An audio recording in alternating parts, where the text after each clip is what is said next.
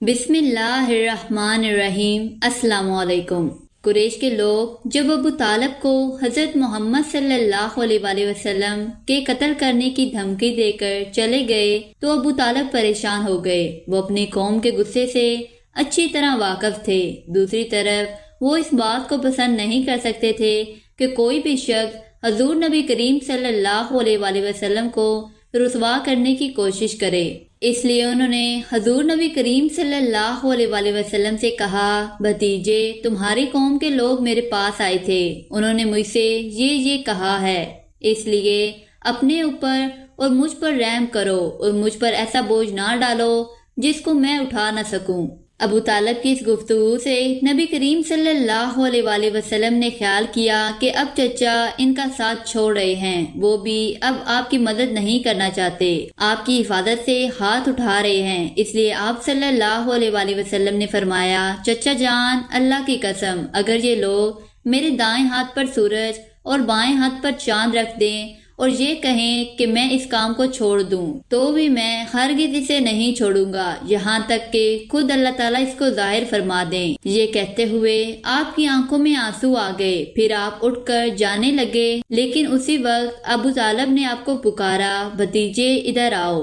آپ ان کی طرف مڑے تو انہوں نے کہا، جاؤ بھتیجے، جو دل چاہے کہو، اللہ کی قسم میں تمہیں کسی حال میں نہیں چھوڑوں گا۔ جب قریش کو اندازہ ہو گیا کہ ابو طالب آپ کا ساتھ چھوڑنے پر تیار نہیں ہے تو وہ عمارہ بن ولید کو ساتھ لے کر ابو طالب کے پاس آئے اور بولے، ابو طالب یہ عمارہ بن ولید ہے، قریش کا سب سے زیادہ بہادر، طاقتور اور سب سے زیادہ حسین نوجوان ہے، تم اسے لے کر اپنا بیٹا بنا لو اور اس کے بدلے میں اپنے بھتیجے کو ہمارے حوالے کر دو، اس لیے کہ وہ تمہارے اور تمہارے باپ دادا کے دین کے خلاف جا رہا ہے، اس نے تمہاری قوم میں پھوٹ ڈال دی ہے اور ان کی عقلیں خراب کر دی ہیں، تم اسے ہمارے حوالے کر دو تاکہ ہم اسے قتل کر دیں، انسان کے بدلے میں ہم تمہیں انسان دے رہے ہیں۔ قریش کی یہ بےہودہ تجویز سن کر ابو طالب نے کہا، اللہ کی قسم یہ ہرگز نہیں ہو سکتا، کیا تم یہ سمجھتے ہو کہ کوئی اونٹنی اپنے بچے کو چھوڑ کر کسی دوسرے بچے کی آرزومند ہو سکتی ہے؟ ان کا جواب سن کر مطعم بن عدی نے کہا، ابو طالب تمہاری قوم نے تمہارے ساتھ انصاف کا معاملہ کیا ہے اور جو بات تمہیں ناپسند ہے اس سے چھٹکارے کے لیے کوشش کی ہے، اب میں نہیں سمجھتا کہ اس کے بعد تم ان کی کوئی اور پیشکش قبول کرو گے۔ جواب میں ابو طالب بولے، اللہ کی قسم انہوں نے میرے ساتھ انصاف نہیں کیا، بلکہ تم سب نے مل کر مجھے رسوا کرنے اور میرے خلاف کٹ جوڑ کرنے کے لیے یہ سب کچھ کیا ہے، اس لیے اب جو تمہارے دل میں آئے کر لو۔ بعد میں یہ شخص یعنی عمارہ بن ولید حبشہ میں کفر کی حالت میں مرا، اس پر جادو کر دیا گیا تھا، اس کے بعد یہ وحشت زدہ ہو کر جنگلوں اور گھاٹیوں میں مارا پھرا کرتا تھا۔ اسی طرح دوسرا شخص مطعم بن عدی بھی کفر کی حالت میں مرا۔ غرض جب ابو طالب نے قریش کی یہ پیشکش بھی ٹھکرا دی تو معاملہ حد درجے سنگین ہو گیا۔ دوسری طرف ابو طالب نے قریش کے خطرناک ارادوں کو بھانپ لیا، انہوں نے بنی ہاشم اور بنی عبد المطلب کو بلایا، ان سے درخواست کی کہ سب مل کر آپ کی حفاظت کریں، آپ کا بچاؤ کریں۔ ان کی بات سن کر سوائے ابو لہب کے سب تیار ہو گئے۔ ابو لہب نے ان کا ساتھ نہ دیا، یہ بدبخت سختی کرنے اور آپ کے خلاف آواز اٹھانے سے باز نہ آیا۔ اسی طرح جو لوگ آپ پر ایمان لے آئے تھے ان کی مخالفت میں بھی ابو لہب ہی سب سے پیش تھا، آپ کو اور آپ کے ساتھیوں کو تکالیف پہنچانے میں بھی یہ قریش سے بڑھ چڑھ کر تھا۔ آپ کو تکالیف پہنچانے کے سلسلے میں حضرت عباس رضی اللہ تعالیٰ عنہ ایک واقعہ بیان کرتے ہیں، فرماتے ہیں، ایک روز میں مسجد حرام میں تھا کہ ابو جہل وہاں آیا اور بولا، میں خدا کی قسم کھا کر کہتا ہوں اگر میں محمد کو سجدہ کرتے ہوئے دیکھ لوں تو میں ان کی گردن مار دوں۔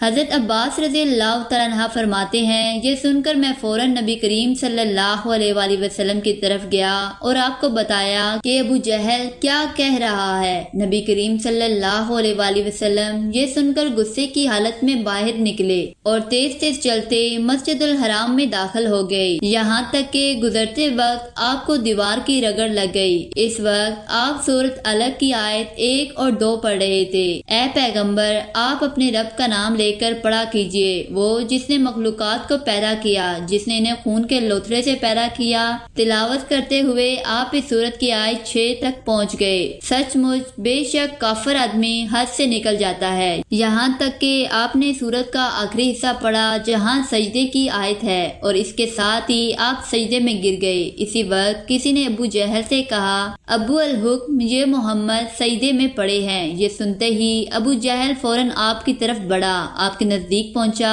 لیکن پھر اچانک واپس آ گیا۔ لوگوں نے حیران ہو کر پوچھا، ابو الحکم کیا ہوا؟ جواب میں اس نے اور زیادہ حیران ہو کر کہا، جو میں دیکھ رہا ہوں کیا تمہیں وہ نظر نہیں آ رہا؟ اس کی بات سن کر لوگ اور زیادہ حیران ہوئے اور بولے، تمہیں کیا نظر آ رہا ہے؟ اس پر ابو جہل نے کہا، مجھے اپنے اور ان کے درمیان آگ کی ایک خندق نظر آ رہی ہے۔ اسی طرح ایک دن ابو جہل نے کہا، اے گروہ قریش، جیسا کہ تم دیکھ رہے ہو محمد تمہارے دین میں عیب ڈال رہا ہے، تمہارے معبودوں کو برا کہہ رہا ہے، تمہاری عقلوں کو خراب بتا رہا ہے اور تمہارے باپ داداؤں کو گالیاں دے رہا ہے۔ اس لیے میں خدا کے سامنے عہد کرتا ہوں کہ کل میں محمد کے لیے اتنا بڑا پتھر لے کر بیٹھوں گا جس کا بوجھ وہ برداشت نہیں کر سکیں گے۔ جو ہی وہ سجدے میں جائیں گے میں وہ پتھر ان کے سر پر دے ماروں گا۔ اس کے بعد تم لوگوں کو اختیار ہے، چاہو تو اس معاملے میں میری مدد کرنا اور مجھے پناہ دینا، چاہو تو مجھے دشمنوں کے حوالے کر دینا، پھر بنی عبد مناف میرا جو بھی حشر کرے۔ یہ سن کر قریش نے کہا، اللہ کی قسم ہم تمہیں کسی قیمت پر دگا نہیں دیں گے، اس لیے جو تم کرنا چاہتے ہو اطمینان سے کرو۔ دوسرے دن ابو جہل اپنے پروگرام کے مطابق ایک بہت بھاری پتھر اٹھا لایا اور نبی کریم صلی اللہ علیہ وآلہ وسلم کا انتظار کرنے لگا۔ ادھر نبی کریم صلی اللہ علیہ وآلہ وسلم بھی عادت کے مطابق صبح کی نماز کے بعد وہاں تشریف لے آئے۔ اس وقت آپ کا قبلہ بیت المقدس کی طرف تھا۔ آپ نماز کے لیے رکن یمانی اور حجر اسود کے درمیان کھڑے ہوا کرتے تھے، کعبے کو اپنے اور بیت المقدس کے درمیان کر لیا کرتے تھے۔ آپ نے آتے ہی نماز کی نیت باندھ لی۔ ادھر قریش کے لوگ اپنے اپنے گھروں میں بیٹھے انتظار کر رہے تھے کہ دیکھیں آج کیا ہوتا ہے، ابو جہل اپنے پروگرام میں کامیاب ہوتا ہے یا نہیں۔ پھر جو ہی آپ سجدے میں گئے ابو جہل نے پتھر اٹھایا اور آپ کی طرف بڑھا۔ جیسے ہی وہ آپ کے نزدیک ہوا ایک دم اس پر لرز طاری ہو گئی، چہرے کا رنگ اڑ گیا، گھبراہٹ کے عالم میں وہاں سے پیچھے ہٹایا۔ ادھر پتھر پر اس کے ہاتھ اس طرح جم گئے کہ اس نے چاہا ہاتھ اس پر سے ہٹا لے لیکن ہٹا نہ سکا۔ قریش کے لوگ فوراً اس کے گرد جمع ہو گئے اور بولے، ابو جہل کیا ہوا؟ اس نے جواب دیا، میں نے رات کو تم سے جو کہا تھا اس کو پورا کرنے کے لیے میں محمد کی طرف بڑھا، مگر جیسے ہی ان کے قریب پہنچا ایک جوان اونٹ میرے راستے میں آ گیا۔ میں نے اس جیسا زبردست اونٹ آج تک نہیں دیکھا۔ وہ ایک دم میری طرف بڑھا جیسے مجھے کھا لے گا۔ جب اس واقعے کا ذکر نبی کریم صلی اللہ علیہ وآلہ وسلم سے کیا گیا تو آپ نے فرمایا، وہ جبرائیل علیہ السلام تھے، اگر وہ میرے نزدیک آتا تو وہ ضرور اسے پکڑ لیتے۔ ایک روز حضور نبی کریم صلی اللہ علیہ وآلہ وسلم خانہ کعبہ میں نماز پڑھ رہے تھے کہ ابو جہل آپ کے پاس آیا اور بولا، کیا میں نے آپ کو اسے منع نہیں کیا تھا؟ آپ جانتے نہیں میں سب سے بڑے گروہ والا ہوں۔ اس پر سورت الگ کی آیت 17-18 نازل ہوئی، سو یہ اپنے گروہوں کے لوگوں کو بلا لے، اگر اس نے ایسا کیا تو ہم بھی دوزخ کے پیادوں کو بلا لیں گے۔ حضرت ابن عباس رضی اللہ تعالیٰ عنہ فرماتے ہیں، اگر ابو جہل اپنے گروہ کو بلاتا تو اللہ تعالیٰ کے عذاب کے فرشتے اسے پکڑ کر تہس نہس کر دیتے۔ ایک روز ابو جہل حضور نبی کریم صلی اللہ علیہ وآلہ وسلم کے سامنے آیا اور آپ سے مخاطب ہوا، آپ کو معلوم ہے میں بتا والوں کا محافظ ہوں اور میں یہاں ایک شریف ترین شخص ہوں۔ اس وقت اللہ تعالیٰ نے سورت دغان کی آیت 49 نازل فرمائی، چک تو بڑا معزز مکروم ہے۔ آیت کا یہ جملہ دوزخ کے فرشتے ابو جہل کو جہنم میں ڈالتے وقت پھٹکارتے ہوئے کہیں گے۔ ابو لہب بھی حضور نبی کریم صلی اللہ علیہ وآلہ وسلم کی ایذا رسانی میں آگے آگے تھے۔ نبی کریم صلی اللہ علیہ وآلہ وسلم کی تبلیغ میں رکاوٹیں ڈالتا تھا، آپ صلی اللہ علیہ وآلہ وسلم کو برا بھلا کہتا تھا۔ اس کی بیوی ام جمیل بھی اس کے ساتھ شامل تھی۔ وہ جنگل سے کانٹے دار لکڑیاں کاٹ کر لاتی اور نبی کریم صلی اللہ علیہ وآلہ وسلم کے راستے میں بچھاتی۔ اس پر اللہ تعالیٰ نے وحی نازل فرمائی۔ اس میں ابو لہب کے ساتھ اس کی بیوی کو بھی عذاب کی خبر دی گئی۔ وہ غصے میں آگ بگولا ہو گئی، پتھر ہاتھ میں لیے آپ صلی اللہ علیہ وآلہ وسلم کی طرف بڑھی۔ اس وقت آپ صلی اللہ علیہ وآلہ وسلم کے ساتھ ابو بکر صدیق رضی اللہ تعالیٰ عنہ بھی تھے۔ انہوں نے ابو لہب کی بیوی کو آتے دیکھا تو فرمایا، اللہ کے رسول، یہ عورت بہت زبان دراز ہے، اگر آپ یہاں ٹھہرے تو اس کی بد زبانی سے آپ کو تکلیف پہنچے گی۔ اس کی بات سن کر حضور نبی کریم صلی اللہ علیہ وآلہ وسلم نے فرمایا، ابو بکر فکر نہ کرو، وہ مجھے نہ دیکھ سکے گی۔ اتنے میں ام جمیل نزدیک پہنچ گئی۔ اسے وہاں صرف ابو بکر صدیق رضی اللہ تعالیٰ عنہ نظر آئے۔ وہ آتے ہی بولی، ابو بکر، تمہارے دوست نے مجھے ذلیل کیا ہے، کہاں ہے تمہارا دوست جو شعر پڑھتا ہے؟ ابو بکر بولے، کیا تمہیں میرے ساتھ کوئی نظر آ رہا ہے؟ کیوں، کیا بات ہے؟ مجھے تو تمہارے ساتھ کوئی نظر نہیں آ رہا۔ انہوں نے پوچھا، تم ان کے ساتھ کیا کرنا چاہتی ہو؟ جواب میں اس نے کہا، میں یہ پتھر ان کے منہ پر مارنا چاہتی ہوں۔ اس نے میری شان میں نازیبہ شعر کہے ہیں۔ وہ سورت کی آیات کو شعر سمجھ رہی تھی۔ اس پر انہوں نے کہا، نہیں، اللہ کی قسم، وہ شاعر نہیں ہے، وہ تو شعر کہنا جانتے ہی نہیں، نہ انہوں نے تمہیں ذلیل کیا ہے۔ یہ سن کر وہ واپس لوٹ گئی۔ بعد میں ابو بکر صدیق رضی اللہ تعالیٰ عنہ نے آپ صلی اللہ علیہ وآلہ وسلم سے پوچھا، اے اللہ کے رسول، وہ آپ کو دیکھ کیوں نہیں سکی؟ آپ صلی اللہ علیہ وآلہ وسلم نے ارشاد فرمایا، ایک فرشتے نے مجھے اپنے پروں میں چھپا لیا تھا۔ ایک روایت کے مطابق آپ نے یہ جواب ارشاد فرمایا تھا، میرے اور اس کے درمیان ایک آڑ پیدا کر دی گئی تھی۔ ابو لہب کے ایک بیٹے کا نام عتبہ تھا اور دوسرے کا نام عتیبہ تھا۔ اعلان نبوت سے پہلے رسول کریم صلی اللہ علیہ وآلہ وسلم نے اپنی دو بیٹیوں حضرت رقیہ اور حضرت ام کلثوم کا نکاح ابو لہب کے ان دونوں بیٹوں سے کر دیا تھا۔ یہ صرف نکاح ہوا تھا، ابھی رخصتی نہیں ہوئی تھی۔ اسلام کا آغاز ہوا اور سورت لہب نازل ہوئی تو ابو لہب نے غصے میں آ کر اپنے بیٹوں سے کہا، اگر تم محمد کی بیٹیوں کو طلاق نہیں دو گے تو میں تمہارا چہرہ نہیں دیکھوں گا۔ چنانچہ ان دونوں نے انہیں طلاق دے دی۔ دیکھا جائے تو آپ صلی اللہ علیہ وآلہ وسلم کی بیٹیوں کے لیے اس میں حکمت تھی، گویا اللہ تعالیٰ نے چاہا کہ یہ پاک صاحبزادیاں عتبہ اور عتیبہ کے ہاں نہ جا سکے۔ یہ رشتہ اسلام دشمنی کی بنیاد پر ختم کیا گیا، یعنی آپ دونوں چونکہ نبی کریم صلی اللہ علیہ وآلہ وسلم کی صاحبزادیاں تھیں، اس لیے یہ قدم اٹھایا گیا۔ اس موقع پر عتیبہ نبی کریم صلی اللہ علیہ وآلہ وسلم کی خدمت میں حاضر ہوا اور اس نے آپ صلی اللہ علیہ وآلہ وسلم کی شان میں گستاخی کی۔ آپ صلی اللہ علیہ وآلہ وسلم صاحبزادیوں کی وجہ سے بہت ہی غمگین تھے۔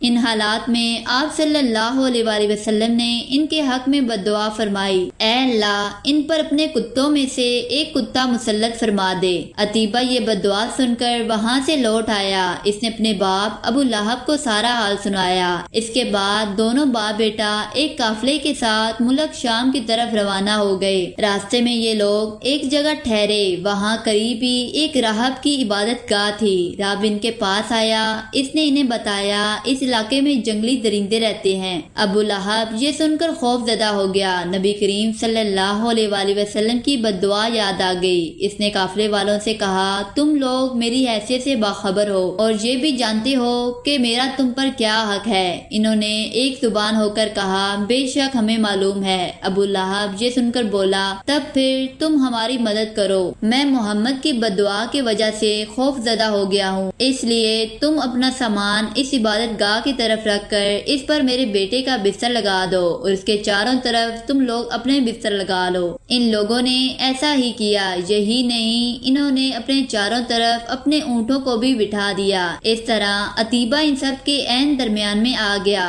اب وہ سب اس کی پاسبانی کرنے لگے۔ ان تمام احتیاطی تدابیر کے باوجود حضور نبی کریم صلی اللہ علیہ وآلہ وسلم کی پیش گوئی پوری ہو گئی۔ نصف رات کے قریب ایک شیر وہاں آیا اور سوئے ہوئے لوگوں کو سونگنے لگا۔ ایک ایک کو سونگتے ہوئے وہ آ کر بڑھتا رہا، یہاں تک کہ وہ لمبی چھلانگ لگا کر عتیبہ تک پہنچ گیا۔ بس پھر کیا تھا، اس نے اسے چیر پھاڑ کر ہلاک کر ڈالا۔ تکلیف پہنچانے کا ایک اور واقعہ اس طرح پیش آیا کہ ایک روز آپ صلی اللہ علیہ وآلہ وسلم مسجد الحرام میں نماز پڑھ رہے تھے۔ قریب ہی کچھ جانور ذبح کیے گئے تھے۔ وہ لوگ اپنے بتوں کے نام پر قربانی کرتے تھے۔ ان جانوروں کی ایک اوجڑی ابھی تک وہیں پڑی تھی۔ ایسے میں ابو جہل نے کہا، کیا کوئی شخص ایسا ہے جو اس اوجڑی کو محمد کے اوپر ڈال دے؟ ایک روایت کے مطابق کسی نے کہا، کیا تم یہ منظر نہیں دیکھ رہے ہو؟ تم میں سے کون ہے جو وہاں جائے جہاں فلاں قبیلے نے جانور ذبح کیے ہیں؟ ان کا گوبر، خون اور اوجڑی وہاں پڑے ہیں۔ کوئی شخص وہاں جا کر گندگی اٹھا لائے اور محمد کے سجدے میں جانے کا انتظار کرے، پھر جو ہی وہ سجدے میں جائیں وہ شخص گندگی ان کے کندھوں کے درمیان رکھ دے۔ تب مشرکوں میں سے ایک شخص اٹھا، اس کا نام عقبہ بن ابی معیط تھا۔ یہ اپنی قوم میں سب سے زیادہ بدبخت تھا۔ یہ گیا اور اوجڑی اٹھا لایا۔ جب آپ صلی اللہ علیہ وآلہ وسلم سجدے میں گئے تو اوجڑی آپ صلی اللہ علیہ وآلہ وسلم پر رکھ دی۔ اس پر مشرکین زور زور سے ہنسنے لگے، یہاں تک کہ وہ ہنسی سے بے حال ہو گئے اور ایک دوسرے پر گرنے لگے۔ ایسے میں کسی نے حضرت فاطمہ رضی اللہ تعالیٰ عنہا کو یہ بات بتا دی۔ وہ روتی ہوئی حرم میں آئی۔ نبی کریم صلی اللہ علیہ وآلہ وسلم اسی طرح سجدے میں تھے اور اوجڑی آپ کے کندھوں پر تھی۔ سیدہ فاطمہ رضی اللہ تعالیٰ عنہا نے اوجڑی کو آپ پر سے ہٹایا۔ اس کے بعد آپ سجدے سے اٹھے اور نماز کی حالت میں کھڑے ہو گئے۔ نماز سے فارغ ہو کر آپ صلی اللہ علیہ وآلہ وسلم نے ان لوگوں کے حق میں بد دعا فرمائی، اے اللہ تو قریش کو ضرور سزا دے، اے اللہ تو قریش کو ضرور سزا دے۔ قریش جو مارے ہنسی کے لوٹ پوٹ ہو رہے تھے، یہ بد دعا سنتے ہی ان کی ہنسی کافور ہو گئی۔ اس بد دعا کی وجہ سے وہ دہشت زدہ ہو گئے۔ اس کے بعد آپ صلی اللہ علیہ وآلہ وسلم نے نام لے لے کر بھی بد دعا فرمائی، اے اللہ تو عمرو بن حشام کو سزا دے، عقبہ بن ابی معیط اور امیہ بن خلف کو سزا دے۔ حضرت عبداللہ بن مسعود رضی اللہ تعالیٰ عنہ کہتے ہیں، اللہ کی قسم آپ صلی اللہ علیہ وآلہ وسلم نے جن جن قریشیوں کا نام لیا تھا، میں نے انہیں غزوہ بدر میں خاک و خون میں لتھڑا ہوا دیکھا اور پھر ان کی لاشوں کو ایک گڑھے میں پھینک دیا گیا۔ اسی طرح کا ایک واقعہ حضرت عثمان غنی رضی اللہ تعالیٰ عنہ نے اس طرح بیان فرمایا ہے۔ ایک روز نبی کریم صلی اللہ علیہ وآلہ وسلم طواف فرما رہے تھے۔ اس وقت آپ کا ہاتھ حضرت ابو بکر رضی اللہ تعالیٰ عنہ کے ہاتھ میں تھا۔ حجر اسود کے پاس 3 آدمی بیٹھے تھے۔ جب آپ صلی اللہ علیہ وآلہ وسلم حجر اسود کے پاس سے گزرے اور ان کے قریب پہنچے تو ان تینوں نے آپ کی ذات بابرکات پر چند جملے کسے۔ ان جملوں کو سن کر آپ صلی اللہ علیہ وآلہ وسلم کو تکلیف پہنچی۔ تکلیف کے آثار آپ صلی اللہ علیہ وآلہ وسلم کے چہرے سے ظاہر ہوئے۔ دوسرے پھیرے میں ابو جہل نے کہا، تم ہمیں ان معبودوں کی عبادت کرنے سے روکتے ہو جنہیں ہمارے باپ دادا پوجتے آئے ہیں، لیکن ہم تم سے صلح نہیں کر سکتے۔ جواب میں آپ صلی اللہ علیہ وآلہ وسلم نے فرمایا، میرا بھی یہی حال ہے۔ پھر آپ آگے بڑھ گئے۔ تیسرے پھیرے میں بھی انہوں نے ایسا ہی کیا۔ پھر چوتھے پھیرے میں یہ تینوں ایک دم آپ صلی اللہ علیہ وآلہ وسلم کی طرف جھپٹے۔ آج کا یہ پارٹ یہی ختم ہوتا ہے۔ اگر آپ کو ویڈیو اچھی لگی ہو تو لائک کر دیں اور دوسروں کے ساتھ شیئر بھی کر دیں۔ ملتے ہیں اس کے اگلے پارٹ میں، تب تک کے لیے اللہ حافظ۔